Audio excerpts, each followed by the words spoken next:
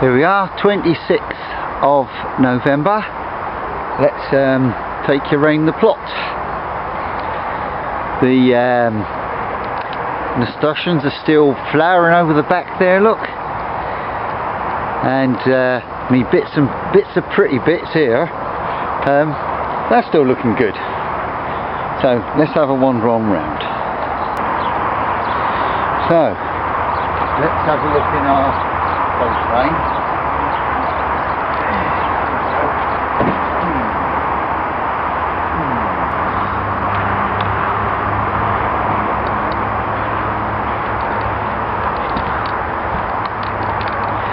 We've got, we've still got the lettuce is still looking like they're surviving, look. I've taken a couple home. The pepper that was in there, we had a frost last week, quite a bad frost. Well, I say bad frost, a good frost. And it's done that pepper in, so I'm thinking my pepper's more. So and I've got a couple of parsley's there in pots. I've got a little basket of bits and pieces that I'm taking home for dinner tonight. What we got? We've got some carrots, some leeks, some spinach, and a few beetroot. Look, a bit small the beetroot, but that's the type they are. They're the Dutchy little ones. Okay, let's move on. That blinking Cape gooseberry is still taking over. Look, frost didn't do that any harm. It will do. Greenhouse looking really sad. There's a few aubergines there still need picking. A few of those habanero peppers. I've got one green capsicum pepper there, and the tomato plant, it's just hanging in there. But the truth is, it's time for me to get in here and sort the whole lot out. But what I have done is I'm bringing on potatoes in tubs, and that is so that I can tip them out for smallie potatoes, you know, size of walnuts perhaps later in the year. And these are the ones that are in the ground and have just come up. They're ones I've missed, and they're sprouting up. So yeah, they give me some nice new potatoes in the winter. Right, let's move on.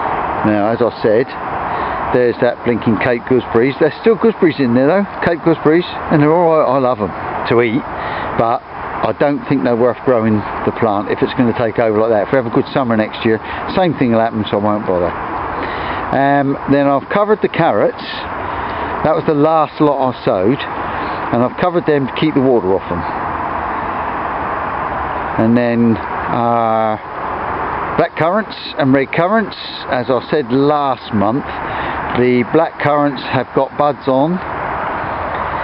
I've pruned them. I always get whether you should prune them in the autumn or the spring, mixed up the two, the red and the black, so I've pruned them both. Let's hope it works out. Right, let's go and have a look at the strawberries. Round to the strawberry pots. I've got some strawberries in a bucket there off the ground, and that worked this year. The woodlice didn't get to them because they had a long way to crawl. So I'm going to put those in the greenhouse to bring on some early ones. Then the strawberries, as I said last month, there's strawberries on them. There's some there. Look, I've got them in a bottle, and they're ripening. But the woodlice will have them. So I've started, and I'll finish. I've started cutting the strawberries back now to just the centre bit of the strawberry, leaving a few young buds. And I will do the whole patch of that this week. It's been raining so often, I've had to pick 2 days up here, I think in a fortnight. Let's go and have a look at the individual beds as well. Okay, I've come over the other side, start from this end. Right, this is going to be the shallot bed. I've dug it, well I say dug it, I've turned it all over. I've added the contents of the potatoes because they were growing in compost, and I've added that to make the bed up, and I've watered it with some Jay's fluid. So that is now ready for the shortest day when I put my shallots in. Then coming on round, I've got a few broad beans that they're growing, they just come up anywhere, and I'll transplant them to here. But I've got some in the greenhouse there coming on. Now this is my salad bed. This is almost finished now. It had cress and stuff and spinach and stuff. There's a few leaves there I can pick, and I should just leave it to the last possible minute because it's going to be I'm not sure what it's going to be. Oh, it'll be onions, I expect, the red onions. Now then, there's the garlics, and they're once again looking good. Do you remember last year I was so excited because they came up and they all looked blinking brilliant. Then they got rust. But nevertheless, I've still got decent garlics off them. But these are new. I bought a new. I've started again there. I've got some French ones there I don't know the name of, and then I've got some Isle of Wight garlic, Carcassonne, which I bought from our local shop here, our allotment shop. Then this bed has got the celery on. These celeries blinking lovely. I've had a couple of them, and I've got celery soup for tea tonight, and I'm cooking bottle washer tonight. And then I've got a small row of carrots there, which were were sown quite late. And then that bed over the back there, that was just it was going spare, so I put all sorts of stuff in there. There was some cauliflowers. You can see there's one there that's gone to seed. It was meant for next year's cauliflowers, but unfortunately the weather being so mild tricked the plant, and it's got a little baby one there which isn't worth picking really. Well, we'll see. So that'll end up as probably the onion bed as well. I don't know. Got to decide on that really. And then I've got these peas which were sown late, and hopefully they will overwinter. And they were simply seeds that were saved from last year. But I shall do a serious sowing of peas probably this week or next week to overwinter. Right, let's move on down. Grapevines, all the leaves are off the grapevines now, so it's ready for me to prune them, and hopefully this year, after be doing my YouTubing and stuff, I'll get the pruning right. Though I'm not complaining, the produce that I got from these this year, absolutely superb. I've got a little bit too much wine from them. I've got 10 gallons, which I think is a bit much for the number of vines I've got. And I've turned all the soil over, just flicked it over, scattered a bit of seaweed on there. I put a bit of horse manure on as well to wash on through. And then just moving along gently, we've got our asparagus bed. I've now clipped all the asparagus off, and that is there on top the potato bath.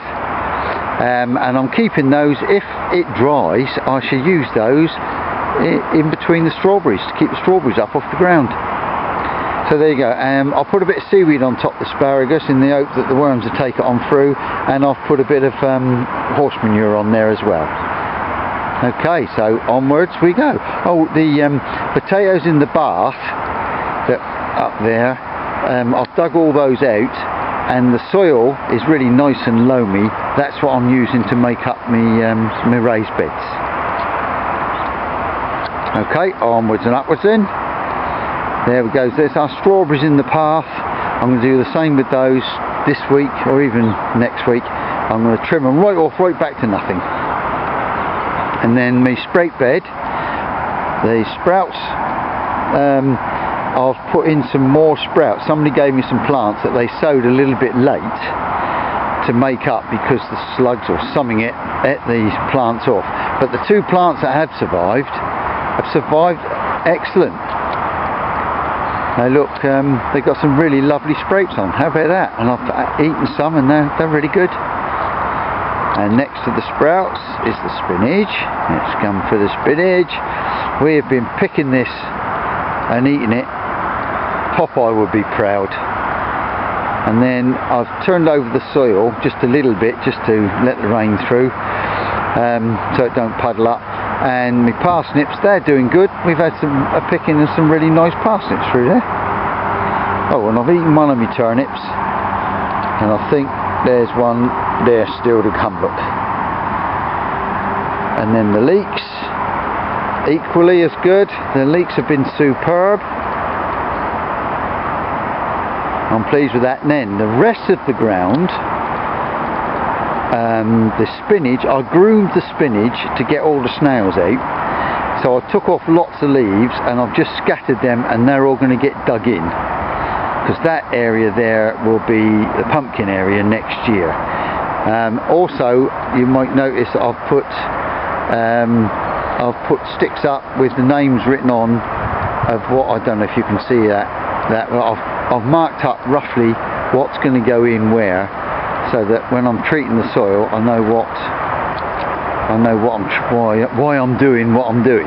For instance, where your cabbages go, it needs a treatment of lime this now, sort of, or this autumn. That was what I was looking for, autumn. Then I've got this very late row of beetroot that I'll put in, and I'm picking a few. They're a bit dinky, but who cares? They'll probably get dug up fairly soon. And you can see there's parsnips coming up all over the place. They were seed from a parsnip that went to seed, and they're just scattered. Then all the leaves are nearly off the apple tree, the peach tree and the pear tree. There's still a few leaves hanging on there, but they're going. And I started doing a bit of digging over there, and then the rain got the better of me, so I've stopped. And then there's the grapevine through the back, and all the dustbins with the potatoes growing in along the back. They've been emptied, most of the potatoes have been taken, but I've put soil back in, and whenever there's a potato that's growing on the plot that's self-sown, I've put it in a bin and I've put compost around it. If the frost knocks them on the head, I'll tip them out and take whatever's there, but if not, they'll survive the winter, won't they? The pond's got a leak and it's exactly where the top of that water is, so I'll need to do something with that.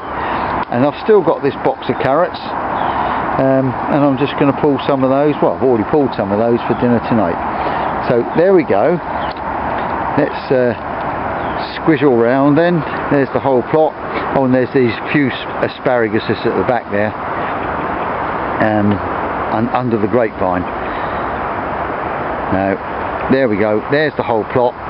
Looks a bit scruffy, always does this time of the year, but I'll see you in December, and I don't suppose it'll look much different. With a bit of luck, it should be dug in big clods so that frost can break it down, ready for next February and March.